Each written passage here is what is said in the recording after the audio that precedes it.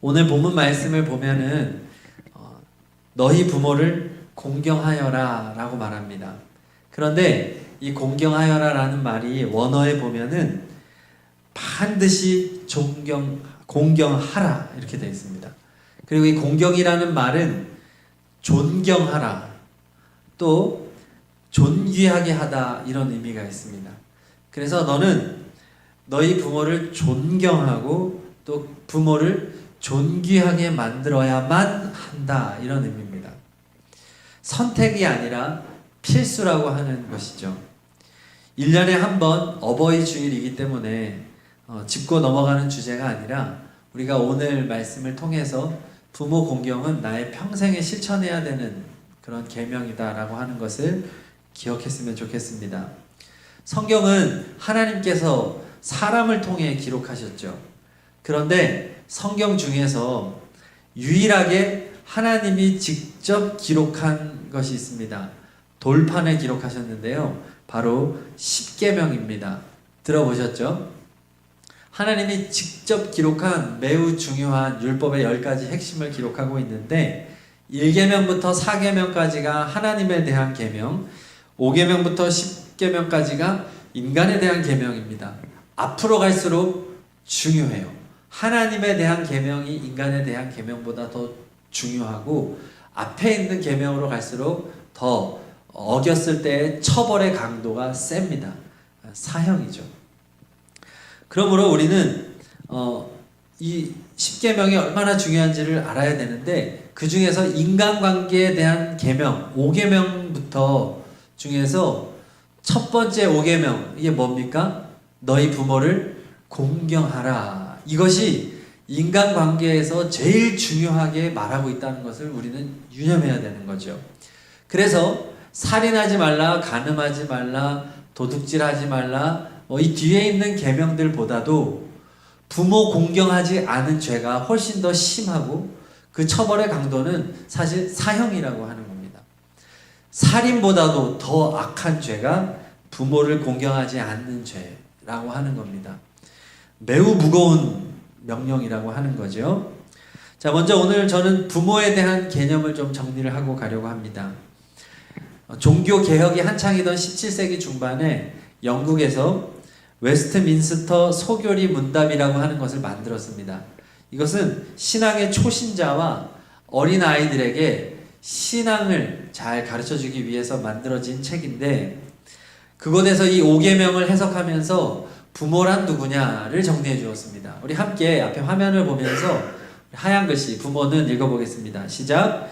부모는 나를 낳아주시고 길러주신 친부모뿐만 아니라 나의 은사 권위에 있어서 나보다 위에 있는 모든 자들이다. 굉장히 중요한 거예요. 우리는 일반적으로 어버이 주일 하면 나를 낳아주시고 길러주신 부모, 넓게는 할아버지 할머니 정도까지만 섬기면 되는 줄로 알지만 성경에서 말하는 부모의 범위 안에는 친부모뿐만 아니라 나를 그동안 길러주시고 낳아주시고 지금의 내가 형성될 수 있도록 도와주신 모든 분들 뿐만 아니라 나이가 나보다 위라면, 은사가 나보다 위라면, 권위에 있어서 나보다 위라면 그들은 다 부모다라고 정의하고 있는 겁니다. 그러면 범주가 어디까지 되겠습니까? 교수님, 그렇죠?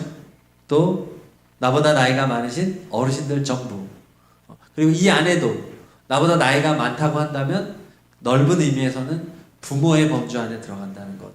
그리고 여러분들 일하시는 분들은 직장 상사, 직장 상사가 부모라니 정말 우리를 가장 힘들게 하는 사람 중에 한 부류가 직장 상사인데 어쨌든 간에 그런 부류들이 다 부모에 들어가고 하나님은 그들을 반드시 공경해야 한다라고 말하고 있는 겁니다.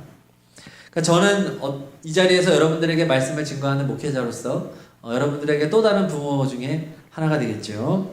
그리고 여러분들에게 늘 같이 소그룹에서 지도하고 있는 우리 움장들 그리고 우리 임원들 하나하나가 다 부모가 될 수 있는 겁니다. 그러니까 이 세상에는요 부모가 굉장히 많은 거죠. 굉장히 많은 겁니다. 저는 오늘 이렇게 다양한 부모의 부류가 있는데 이 부모는 이렇게 사랑해야 공경해야 되고 저 부모는 이렇게 공경해야 되고 직장 상사는 이렇게 공경해야 하고 이런 방법론을 오늘 말하고 싶지는 않습니다. 오늘은 부모 공경이 왜 이토록 중요한지, 하나님께서는 왜 굳이 부모 공경을 인간관계 계명의 첫 번째로 두시고 있는지 이 근본적인 이야기를 나누고 싶습니다. 오늘 이것이 결론입니다. 결론과 같은 이야기 우리 꼭 기억하셨으면 좋겠는데, 부모 공경의 계명이 하나님 아버지를 향한다고 하는 것입니다. 부모 공경의 이유는 하나님 아버지 때문이라고 하는 겁니다. 여러분, 물이 위에서 아래로 흐르죠. 인간의 본성은 항상 위에서 아래로 갑니다. 인간의 본성은 땅을 향하게 되어 있습니다. 하늘을 향하지 않아요. 시간과 역사의 흐름도 부모에서부터 자녀에게로, 손자에게로 내려가죠. 성경을 보면 족보가 기록되어 있습니다. 마태복음 1장 2절에 보면 아브라함이 이삭을 낳고, 이삭은 야곱을 낳고, 야곱은 유다와 그의 형제를 낳고 계속해서 내려가는 것이 인간의 본성이에요. 그게 자연적인 겁니다. 그러니까 우리의 마음도 항상 우리는 자녀를 향하게 되어 있습니다. 저도 인생을 살아보니까 부모님을 생각하는 것은 자연적으로 잘 안 되더라고요. 그런데 자식을 낳아보니 자식을 향한 마음은 되어집니다. 늘 생각이 나요. 맛있는 것을 먹을 때, 어디 재밌는 것을 할 때, 어디 멀리 떠났을 때 자녀는 생각이 나요. 그래서 이 내리사랑이라고 하죠. 내리사랑은요 되는 거예요. 내려갈수록 너무 사랑스러워요. 어르신들도 보면 우리 어린 아이들을 이뻐하는 것은 사실 어른들이 많지 않습니까? 나이를 먹어가면 먹어갈수록 내리사랑이 더 이 폭이 많아지기 때문에 더 잘 되는 거예요. 아버지가 자녀를 사랑하는 것보다 할아버지가 손주를 사랑하는 게 더 크더라고요. 이 내리사랑이 그렇습니다. 자, 그런데 오늘 5계명 부모를 공경하여라 라고 하는 것은 이 흐름을 거슬르라는 얘기예요. 너 자연적으로 되는 내리사랑이 아니라 반대 방향의 사랑을 할 줄 알아야 된다는 겁니다.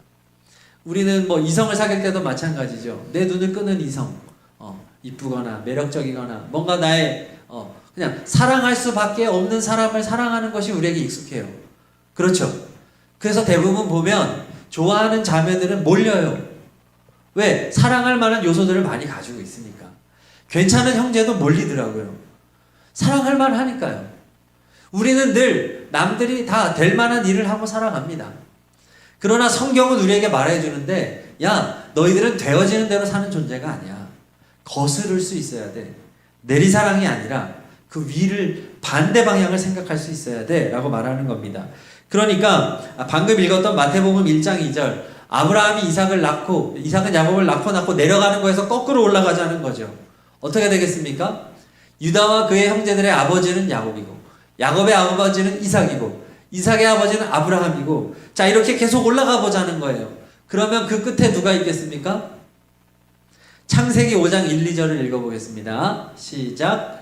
아담의 역사는 이러하다. 하나님이 사람을 창조하실 때 하나님의 형상대로 사람을 만드셨다. 하나님은 그들을 남자와 여자로 창조하셨다. 그들을 창조하시던 날에 하나님은 그들에게 복을 주시고 그들의 이름을 사람이라고 하셨다. 자, 그래서 처음으로 만들어진 존재가 아담이죠. 그러나 아담에게 있어서의 아버지는 누구겠습니까? 하나님이라고 하는 것입니다.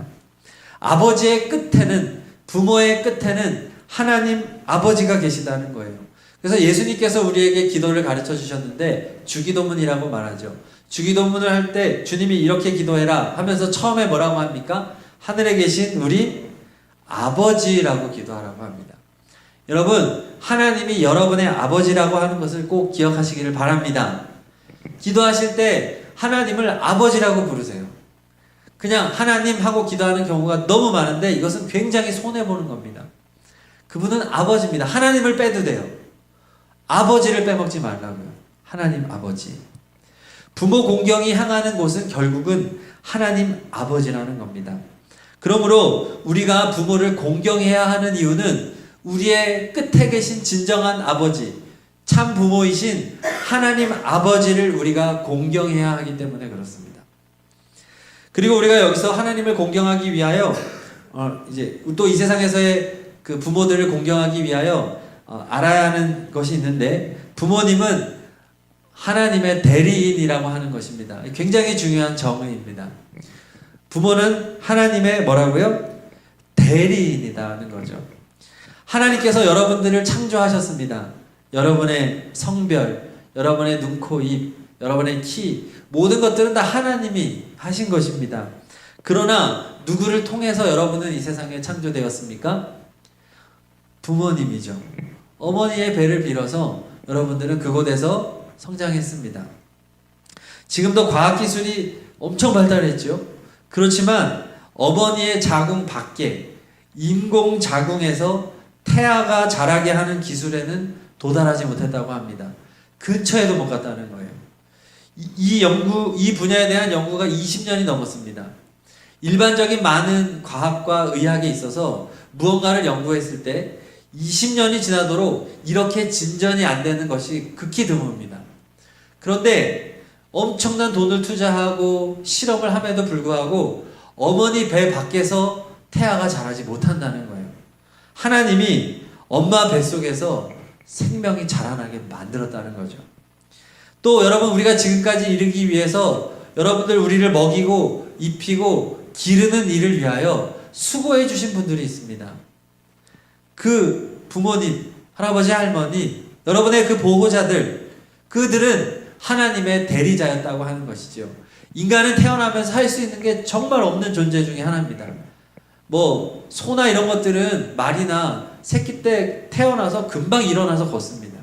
근데 사람은요, 태어나서 뒤집지도 못합니다. 이 기간이 지날 때까지는 인간은 얼마나 무기력한 존재인지 몰라요. 그 무기력한 존재를 부모가 어찌됐든 간에 뭐 잘 키워줬든 못 키워줬든 어찌됐든 생존할 수 있게 해주신 그 분들이 있지 않습니까? 그들은 하나님의 대리인이라고 하는 것이죠. 그러므로 부모 공경의 계명이 우리에게 주는 교훈은 부모를 공경함으로써, 눈에 보이는 부모를 공경함으로써 눈에 보이지 아니하는 하나님 아버지를 공경하라는 의미가 있는 것입니다. 청년 여러분, 부모님을 공경하면서 하나님 아버지를 기억하시기 바랍니다. 또 나를 가르치는 은사님들을 공경하면서 하나님 아버지를 기억하십시오. 또 여러분의 연장자, 또 직장 상사를 공경하면서 하나님 아버지를 기억하시기를 바랍니다. 신앙이라고 하는 것은 우리의 삶의 현장에서 이루어지는 것이에요. 교회에서만 신앙생활이 하는 것이 아니라 여러분의 삶의 자리에서 이러한 삶을 살아갈 때 여러분들은 비로소 하나님의 사람이라고 인정받게 될 것입니다. 세상의 수많은 사람들은 부모들로부터 사랑을 받고 좋은 은사님을 만나서 도움을 받고 이렇게 또 선배, 이런 부모와 같은 사람들을 통해서 여기까지 자기가 이르게 된 것에 대해서는 어느 정도 감사할 줄 알면서 이 모든 것을 허락하신 하나님 아버지에 대해서는 감사하지 못하는 사람들이 너무 많습니다. 신앙인들도 마찬가지죠. 하나님 아버지가 허락하셨는데 그 대상에만 우리는 감사를 표현할 때가 많다는 거죠. 그것도 감사를 표현하는 건 차라리 낫습니다. 그들에게도 감사를 표현하지 않는 경우가 너무 많으니까요. 아름다운 자연을 보면서 그것을 창조하신 하나님께 감사하지 않는 것과 같습니다. 부모는 부모고 하나님은 하나님이고가 아니라 여러분 부모를 공경함으로써 하나님을 공경하시기를 바랍니다. 부모 안에 하나님이 계시거든요.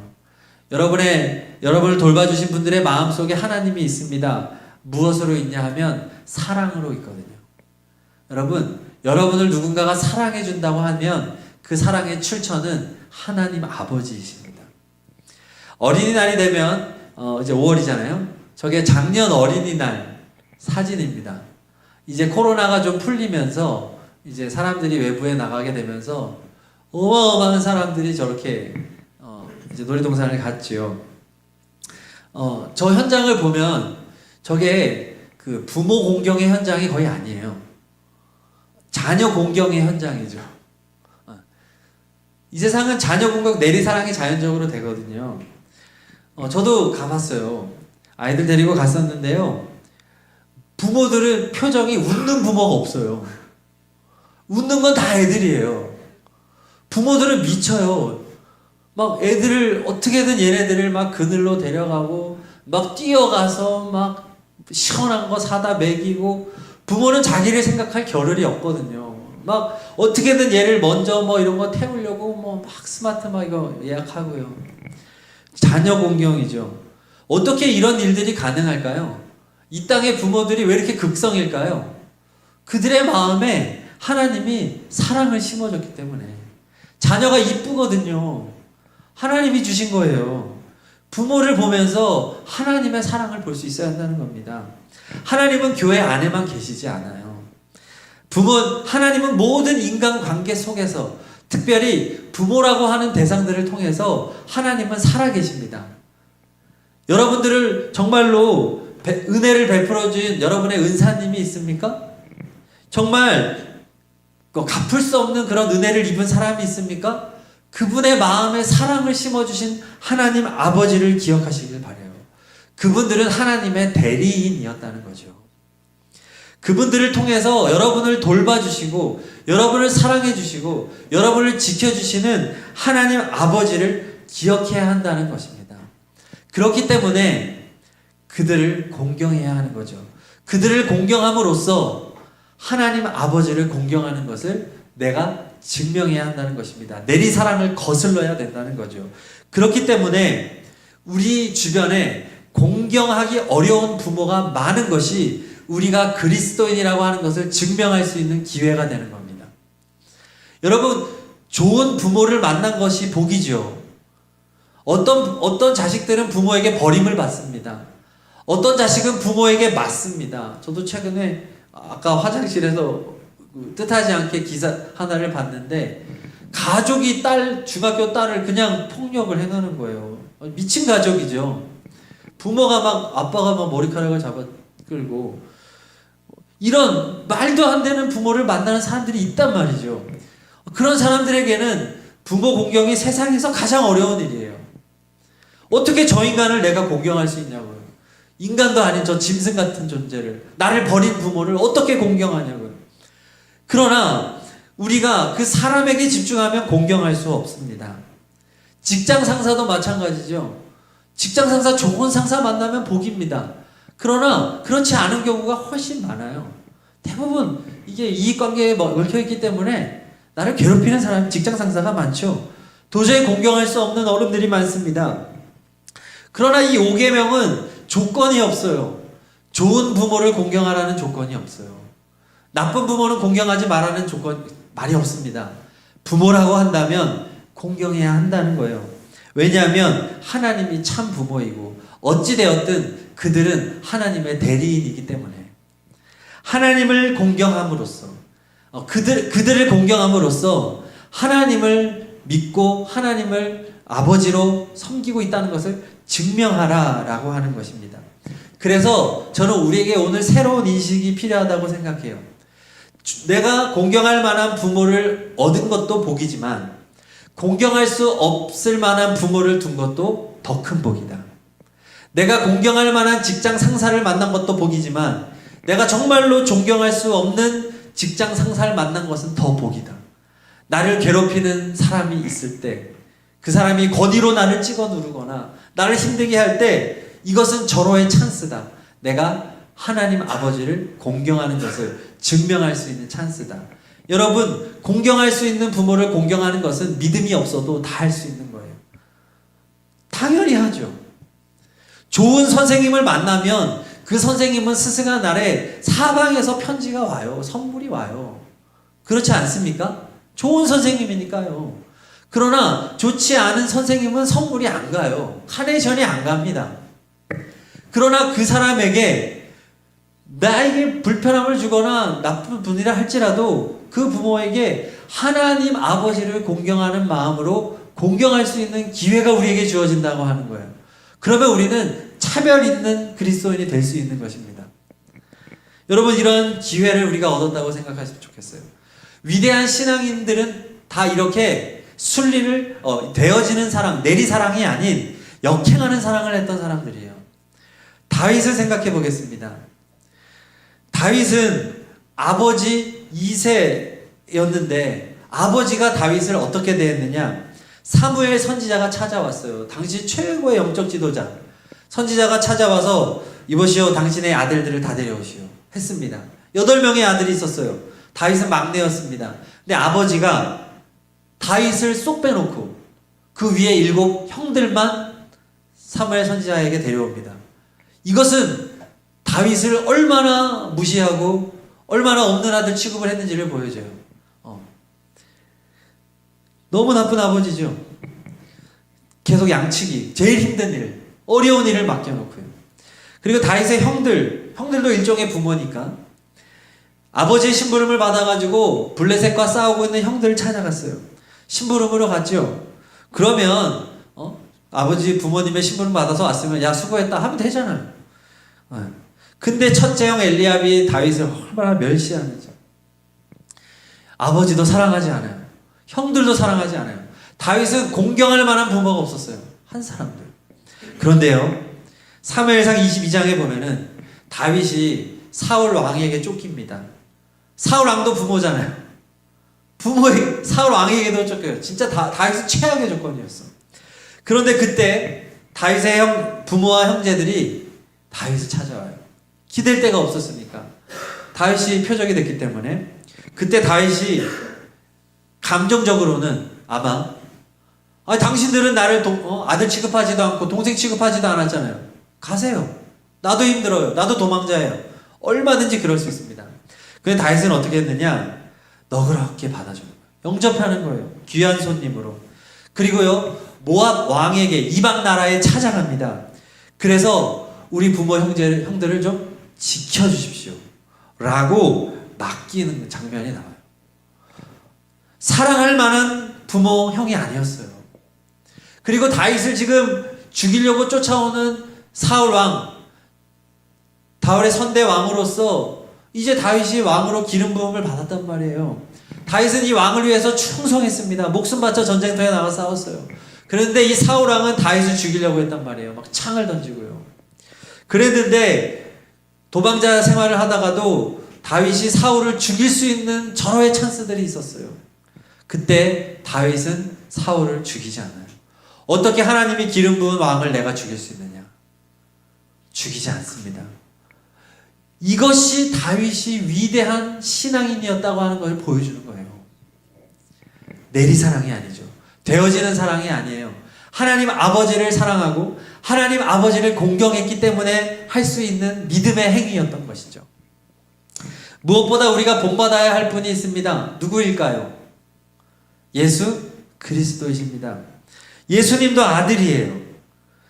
그러나 예수님의 아버지는 온 세상을 창조하신 전능하신 하나님 아버지이십니다. 그런데 하나님은 이 아들이 죽기를 원했습니다. 자신과 같은 신이에요. 전능한 하나님이에요. 영적 존재예요. 그런데 하나님이 이 아들이 인간이 되기를 바라고 있어요. 그리고 인간이 되어서 처절하게 고통스러운 33년의 삶을 살다가 십자가에서 너무나도 고통스럽게 죽기를 바라는 세상에 이런 부모가 어딨냐 말이에요. 예수님 입장에서 정말 나쁜 아버지죠. 받아들일 수 없는 명령이에요. 그러나 예수님은 하나님 아버지를 공경하는 분이었기 때문에 순종합니다. 절대적으로 순종합니다. 기꺼이 순종합니다. 마지못해 인간이 된 것이 아니라 기꺼이 내가 반드시 인간이 되겠습니다. 그리고 저 어리석은 인생들을 위해서 내가 죽겠습니다. 그리고 이 세상에 오신 거예요. 하나님 아버지가 원했기 때문에 절대적인 순종을 했던 효자 예수님인 거예요. 그러므로 여러분이 공경할 수 없는 부모를 공경할 때 여러분은 예수 그리스도를 닮게 되는 것입니다. 예수님이 정말로 원하는 모습은 그것입니다. 나는 할 수 없지만 내 안에 계신 예수님은 이 일을 행하실 수 있습니다.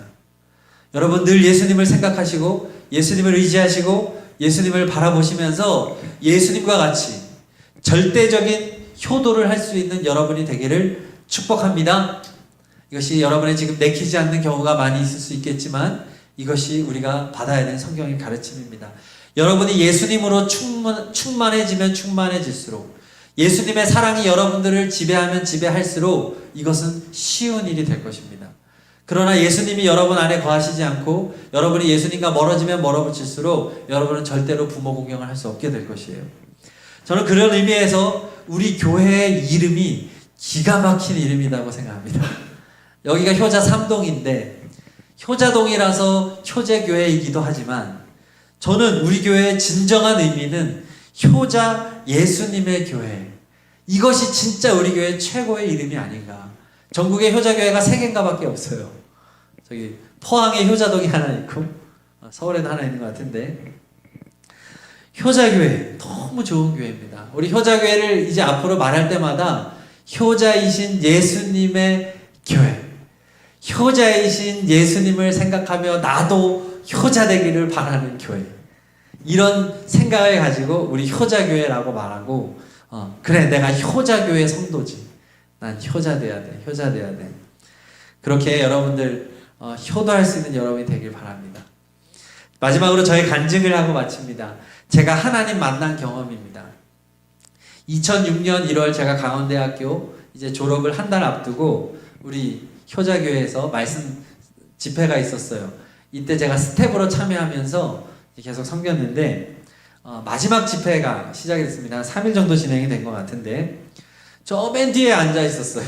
저 벽에 의자에 앉아 있었는데 말씀을 시작하자마자 하나님이 그날 주실 말씀을 저에게 다 넣어줬어요. 순식간에 오늘 어떻게 진행이 될 거라고 하는 것을 쭉 은혜를 계속 깊이 받아오다가 마지막 날 마지막 집회 때 하나님이 단번에 은혜를 주셨는데 그게 아브라함이 아들 이삭을 제물로 바치는 본문이었습니다.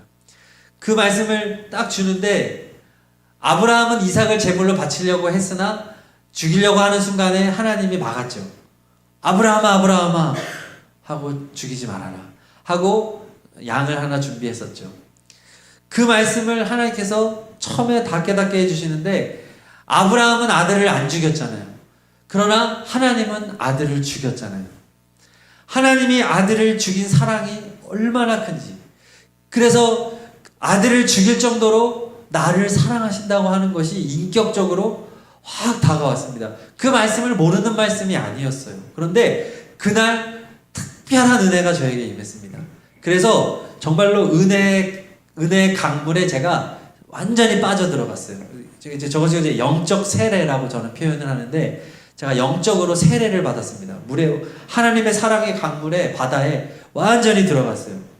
그래서 강의를 시작할 때부터 끝날 때까지 혼자서 뒤에서 계속 울었어요. 하나님 아버지가 나를 이렇게 사랑하신다니, 너무 나를 사랑하시는구나. 그러면서 그 사랑이 감격이 돼가지고 제가 그날 밤에 목회자가 되기로 이제 결단을 했죠. 그 후에 제가 여기저기서 간증하면서 제가 뭐라고 말하면 저는 하나님 아버지를 만났다고 간증했습니다. 하나님 아버지가 나를 얼마나 사랑하는지, 아들을 죽이시기까지 나를 사랑하신 하나님, 저를 만났어요. 계속 어딜 가나 그런 얘기를 했습니다. 그러면서 제가 마음속에 한 가지 갈망이 생기는 거예요. 그게 뭐냐면 예수님도 만나고 싶다. 예수님을 잘 믿는 게 우리의 목표인데 하나님 아버지를 내가 만났으니까 성자 예수님도 좀 만나고 싶다. 그래서 제가 계속 기도했어요. 하나님, 저 예수님도 좀 만나게 해주세요. 성자 예수님을 만날 때는 어떨지 저 궁금해요. 안 만나주시는 거예요. 오랫동안 2006년이 지나고 15년 막 이렇게 지났죠. 자, 계속 이런 갈망이 계속해서 커져요. 예수님을 만나고 싶은 거예요. 그러던 재작년으로 기억해요. 새벽에 이제 차를 타고 교회로 새벽 기도에 가는 중에 제가 물어보지도 않았는데 갑자기 제 마음에 강한 울림이 있었어요. 그게 뭐냐 하면, 야, 2006년에 너가 효자교회에서 하나님 아버지의 사랑을 만난 그날 아버지의 사랑을 너에게 깨닫게 해준 게 바로 나였다 하시는 거예요. 이제 제가 문장으로 풀어서 이제 이렇게 된 건데 이 마음을 훅 주셨어요. 깜짝 놀랐어요. 저는 그게 하나님 아버지를 만난 줄 알았는데 사실은 하나님 아버지의 아들이신 예수님께서 내 마음속에서 하나님의 아버지의 사랑을 특별하게 체험할 수 있도록 그날 예수님이 그날 하셨던 거였더라고요. 그러니까 나는 이미 예수님을 만났던 거예요. 15년 동안. 예수님이 15년 동안 알려주지 않은 거예요. 왜 그랬냐 하면 제가 하나님 아버지의 사랑에 푹 빠져 있도록, 내가 하나님 아버지를 정말 사랑할 수 있도록, 하나님 아버지에게 제가 충분히 감사할 수 있도록 주님이 내버려 두셨던 거예요. 그리고 하도 제가 예수님도 만나고 싶어 했더니, 야, 너가 하나님 아버지를 만난 것이 곧 나를 만난 것이고, 나를 만난 게 곧 성령님을 만난 거야. 이게 통으로 삼위일체 하나님에 대한 이해가 그날 한 번에 오더라고요. 그래서 제가 그날, 예수님은 정말 효자이시구나. 자신이 드러나지 않고 하나님 아버지만 탁 나한테 싹 높여주시고 15년 동안이나 빠져 계셨던 거예요. 얼마나 좋은 자녀입니까? 예수님이 하나님 아버지를 얼마나 사랑하는지. 네. 여러분, 만약 여러분도 똑같아요. 여러분이 하나님의 사랑을 경험했다고 하면 그 사랑을 예수님께서 체험시켜 주셨다는 걸 믿으시면 됩니다. 여러분 안에 예수님이 계시거든요. 자, 말씀을 정리합니다. 부모는 나를 낳아주고 길러주신 친부모뿐만 아니라 나이와 은사와 권위에 있어서 나보다 위에 있는 모든 사람을 말합니다. 그 사람이 어떠하든 우리는 반드시 부모를 공경해야 합니다. 왜냐하면 부모 공경은 결국 하나님 아버지를 향하기 때문에, 그리고 예수님께서 하나님 아버지를 공경하셨기 때문에 우리는 예수님을 닮아가고 예수님을 따라가야 합니다. 그러려면 부모 공경을 따라가야만 합니다. 어떤 사람이라 할지라도, 얼마나 나에게 큰 상처를 줬다 할지라도, 그분이 나의 부모, 친부모라고 할 경우에 나에게 너무나 큰 상처가 될 수도 있습니다. 그렇지만 예수님을 생각하고 하나님을 생각하며 용서하셔야 합니다. 그것이 하나님이 우리에게 원하는 것입니다. 그것을 할 수 있어야만 우리가 그리스도인인 것입니다. 내 힘으로 안 됩니다. 내 안에 계신 예수님이 해주셔야 합니다. 주님의 사랑을 구해야 하겠습니다. 우리 이 시간 부모 공경 하기 전에 반주해 주시고, 부모 공경을 우리가 하는 이것 이전에 하나님이 나의 아빠 아버지가 되신다고 하는 고백을 가지고 먼저 찬양하고 기도했으면 좋겠습니다. 아바 아버지라는 가사로 시작하는데, 이 아바라는 말이 아빠라는 말입니다. 여러분, 때때로 하나님을 아빠라고 부를 수 있는 여러분이 되셔야 돼요. 하나님은 아빠 아버지입니다. 아바 아버지, 아바 아버지, 아바 아버지, 나를 안으시고 바라보시는 아빠 아버지로 불러볼까요? 아빠 아버지, 아빠 아버지, 나를 도우시고 힘주시는 아버지. 주는 내 맘을 고치시고, 앞에 조명 또 꺼주세요. 볼 수 없는 상처 만지시네. 하나님은 우리의 아버지가 되십니다. 나를 아시고 나를 이해하시네. 내 영혼 새롭게 세우시니. 처음부터 하겠습니다. 아바 아버지, 아바 아버지, 아멘. 나를 안으시고 바라보시는 아빠 아버지, 아빠 아버지. 하나님 우리의 아빠이십니다. 아빠 아버지, 나를 도우시고 힘주시는 아버지. 주는 내 맘을 고치시고, 볼 수 없는 상처 만지시네.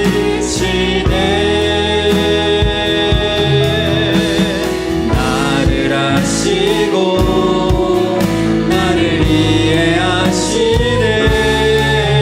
내 영혼 새롭게 주는 내 맘을 고치시고, 주는 내 맘을 고치시고, 볼 수 없는 상처 만지시네.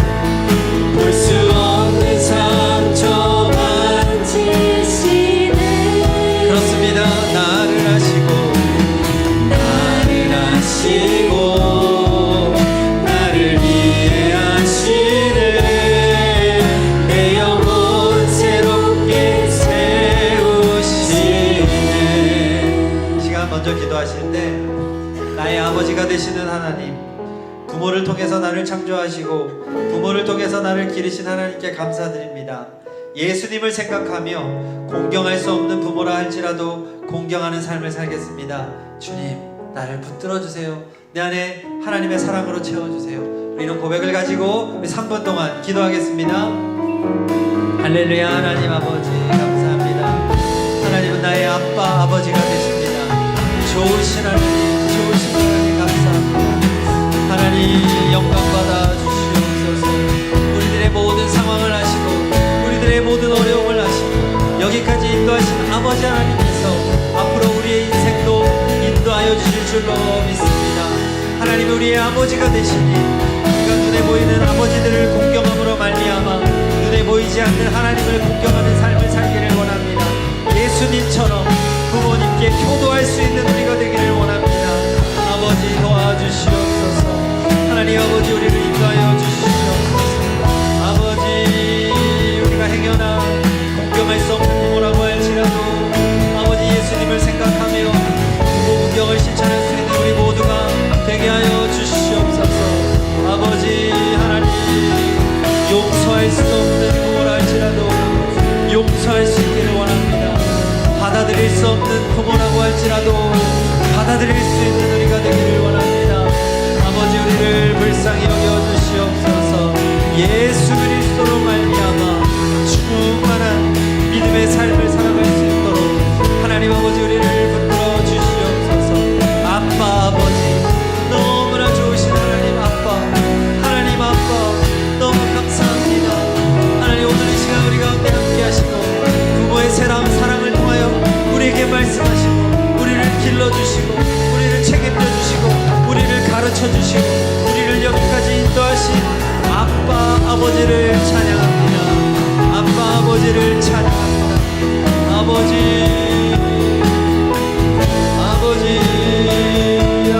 감사합니다. 오 주님 감사합니다. 주님 주여 주님 사랑합니다. 하나님 아빠 사랑합니다. 하나님 아버지 아빠 아버지 감사합니다. 하나님 우리에게 모든 것을 주셨습니다. 하나님 우리가 호흡할 수 있음에 감사합니다. 아버지 우리에게 먹고 살 수 있도록 우리가 여기까지 이룰 수 있도록 앞으로 우리 인생을 인도하시는 좋으신 아버지를 영원토록 찬양합니다. 감사합니다. 아버지 우리 청년들이 각자의 자리에서 부모를 공경하며 부모의 사랑을 실천하며 살아갈 수 있는 믿음의 형제자매들이 되게 하여 주시옵소서. 주님의 말씀 충만한 주님의 은혜가 충만한 우리의 청년들이 되게 하여 주시옵소서.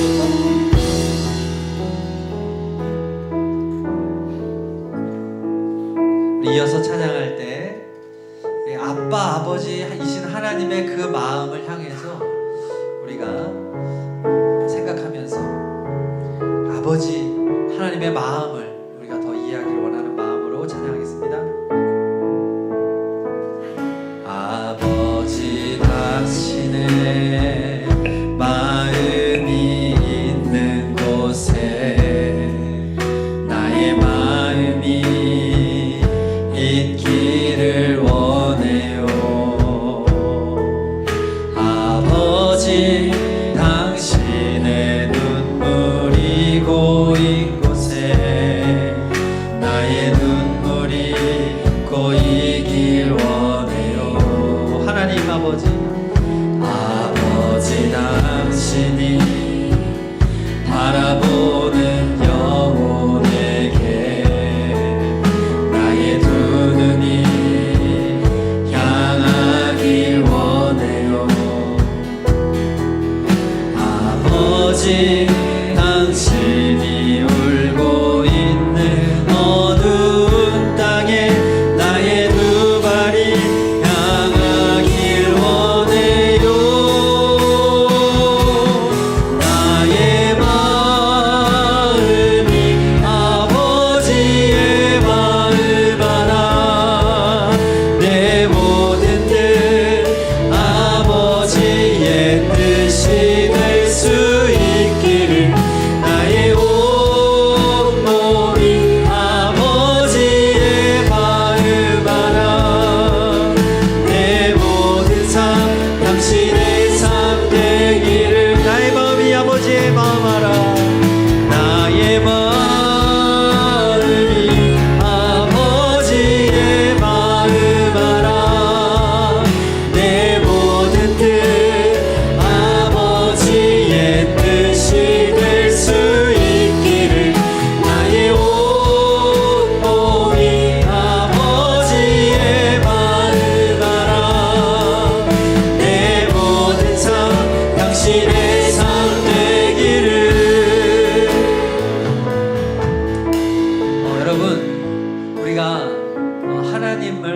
아버지로 모신다는 것은 하나님의 아버지의 마음을 기쁘시게 해드리는 것입니다. 부모의 마음도 모르면서 어떻게 부모를 기쁘시게 하겠습니까? 하나님의 마음은 성경에 나와 있습니다. 여러분, 성경을 가까이 하시기를 바랍니다. 성경을 늘 읽으세요. 하나님이 무엇을 기뻐하는지 알게 될 것입니다. 그 중에서 특별히 하나님께서 기뻐하시는 것이 있습니다. 그것은 영혼이 구원받는 것입니다. 예수님을 모르는 이들이 예수 그리스도를 믿고 죄로부터 해방되고 하나님께로 돌아오는 것입니다. 그래서 하나님이 잃어버린 자녀를 다시 되찾는 것을 하나님이 원하십니다. 오늘 이 시간 기도할 때 하나님 아버지의 마음을 기쁘시게 해드리기 원합니다. 내가 원하는 대로 살지 않고 하나님 아버지가 원하는 삶, 영혼을 구원하는 삶 살게 해주세요. 부모를 공경하는 삶, 우리 그러한 결단을 가지고 3분 동안 기도하겠습니다. 하나님 아버지, 하나님의 마음을 기쁘시게 해드리기를 원합니다. 하나님, 내가 원하는 대로 살지 않고 하나님 아버지께서 원하는 삶을 살기를 원합니다. 아버지 하나님, 하나님의 마음을 흡족하게 하여 드리기를 원합니다. 늘 우리의 청년들이 성경을 가까이 함으로 성경 말씀이 말씀하시는 하나님의 마음을 깨달아 알게 하여 주시고 하나님이 정말로 원하시는 것을 행하는 우리 모두가 되게 하여 주시고, 성령 하나님, 성령 하나님, 오늘 이 시간 우리 마음속에 믿음의 결단과 변화의 시간을 허락하여 주셔서 예수 믿고 구원받는 역사가 있게 하여 주시옵소서. 잃어버린 하나님과의 관계를 회복하는 우리들이 되게 하여 주시옵소서. 우리의 청년들